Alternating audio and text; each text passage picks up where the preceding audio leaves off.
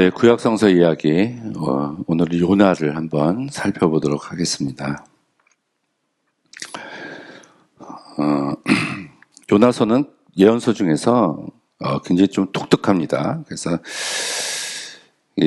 제가 이제 항상 예언서는 그 역사적인 배경이 중요하다 이렇게 말씀을 드렸잖아요. 그래서 어디를 향해서 선포된 말씀인가, 어느 시대 때 선포된 말씀인가, 이거를 찾아야 되는데 요나서는 좀 찾기가 힘들어요. 그래서 역사적인 배경이 굉장히 희박하다는 거.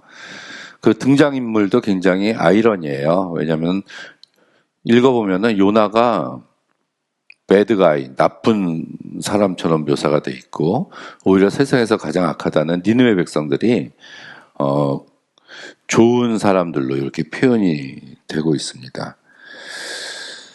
그리고 요나서는 결론이 없어요. 그냥 마지막에 박넝쿨 밑에서 앉아 있었던 그 요나를 향해서 하나님께서 그늘을 없애주시고 내가 저 사람들을 얼마나 사랑하는지 네가 아느냐 하고 의문문으로 그냥 끝나버려요. 그래서 열린 결말을 가지고 있는데, 그때 요나가 니느웨 백성들에게 가가지고 외쳤던 그 말도 40일이 지나면 니느웨가 무너지리라. 하루 반나절을 다녔는데 여기 히브리 언어로는 5단어밖에 안 돼요. 그러니까 막 뭐 외치고 뭐 이러고 다녔던 게 아니라 그냥 중얼중얼 하면서 이렇게 조금 돌았다, 그런 얘기입니다. 근데 그 이야기를 듣고 회개했다는 말, 요나서의 메시지잖아요. 요나의 이름이 열왕기하 14장 25절에 나와요. 여기 보면 아미떼 아들 요나.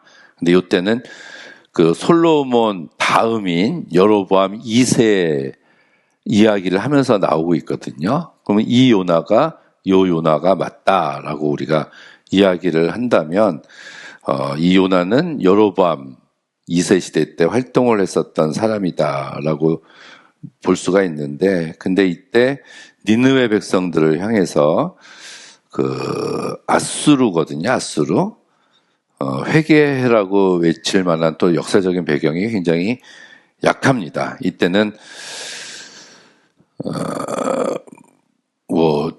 아수르가 막 신흥 세력으로 막 부상하고 있었던 그런 시대이긴 하지만 그걸 우리가 찾아볼 수 있을까 그래요. 그래서 이제 후기 저작서를 학자들이 많이 얘기합니다. 그러니까 아주 뒤로 요나서의 저작 연대를 뒤로 위치시키는 거예요. 왜냐하면은 아주 뒤에 사용되었던 페르시아 시대 언어가 쓰인 것들이 발견이 되고, 아수르가 요나서에 보면은 회개했다고 나오는데 역사적으로 그 회개를 했다는 근거를 찾아보기 힘들다는 것이고요.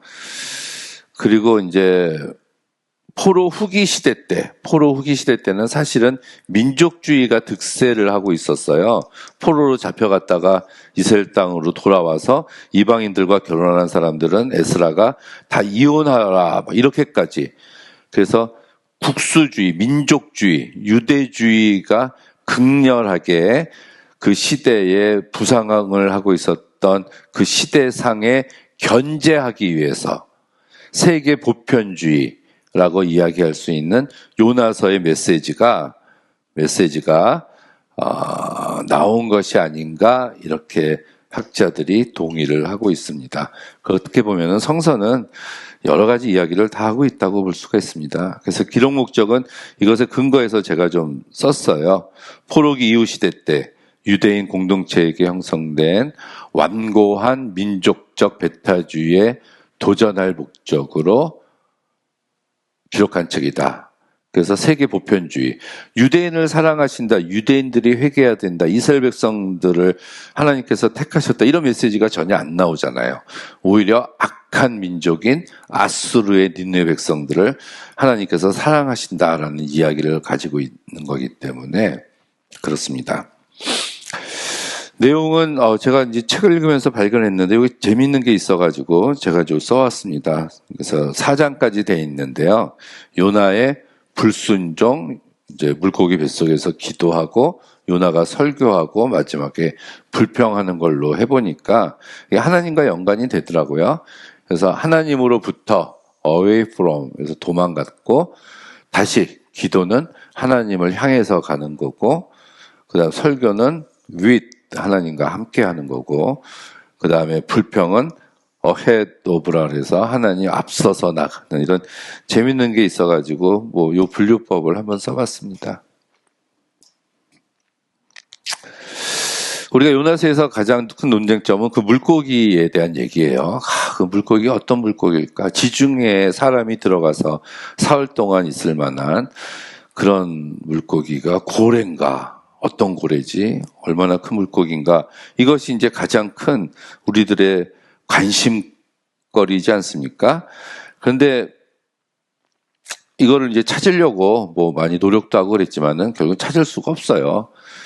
이제 기적이라고 얘기했을 때 기적, 물고기 뱃속에서 있었던 이 기적, 이런 기적을 내가 눈으로 보면 굉장히 하나님을 믿는 내 신앙이 변하지 않을 거야 이렇게 생각을 하지만, 근데 이 기적은 물고기 속에 있었던 게 기적이 아니라 사실은 그 당시에 가장 악한 백성이라고 이야기하고 있었던 느느웨가 회개한 게 기적이라는 얘기예요.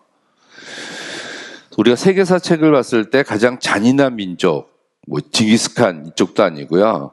그렇게 이야기하면 아수르 민족이라고 얘기합니다.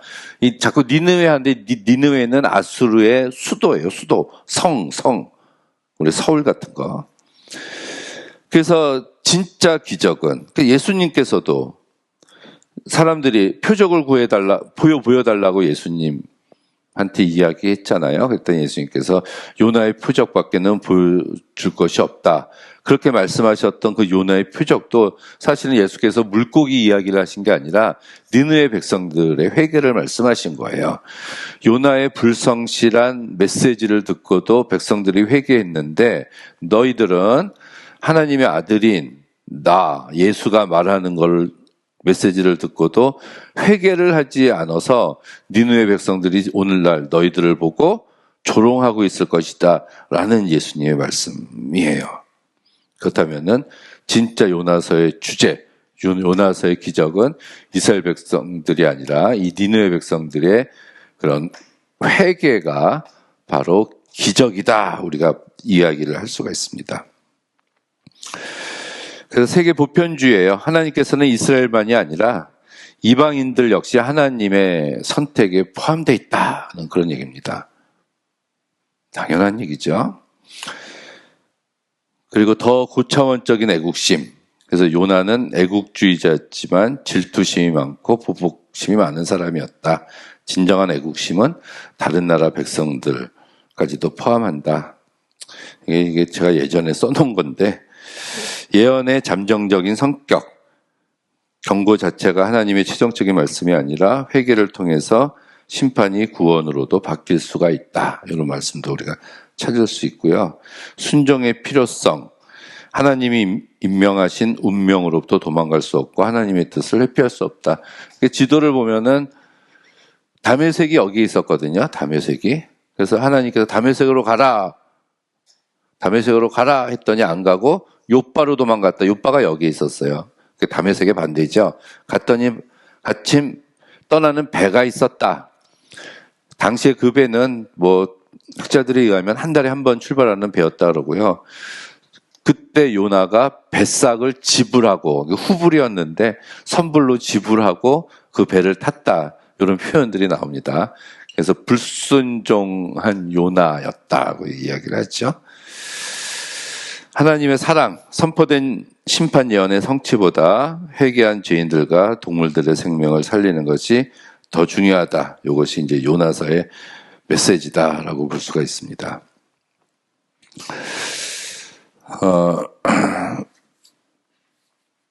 만만하지는 않아요. 이 예언서들이 만만하지는 않은데 우리가 소예언서 여태까지 4개를 했습니다.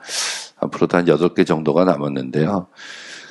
그렇게 분량이 길지 않으니까 우리가 하나씩 잘 살펴보면 우리가 이제 기록 목적과 아주 중요한 주제 같은 것들을 찾아볼 수가 있습니다. 근데 이제 굉장히 중요한 것은 그 사회와 그 시대에 대해서 성경은 침묵하고 있지 않습니다. 그 이야기를 하고 있어요. 관심을 가지고 있습니다. 그냥 골방에 들어가서 그냥 기도하고 하나님만 만나고 아니면은 산속에 가서 다른 사람들을 만나지 않고 뭐 흰 옷 입고 뭐 풀 먹으면서 아주 도인처럼 죄짓지 않고 살다가 하나님 나라에 가는 것, 그것이 사실은 구약성서의 메시지가 아니에요. 하나님께서는 구약성서는 분명히 이 세상 속으로 뛰어들어가라고 말씀을 하십니다. 그래서 세상을 변화시키라고 말씀을 하세요. 잘못된 것을 바로잡아라. 그것이 하나님의 백성들이 해야 될 일이라는 겁니다. 그 말씀들을 구약성서의 여러 가지 각 책을 통해서 저희들에게 말씀을 해주시고 계십니다. 그래서 그 일에 선두에 서고 그 일에 앞장서서 나가야 될 일들이 바로 하나님의 백성들이 해야 될 일이다 라고 저는 그렇게 생각을 합니다. 네, 감사합니다.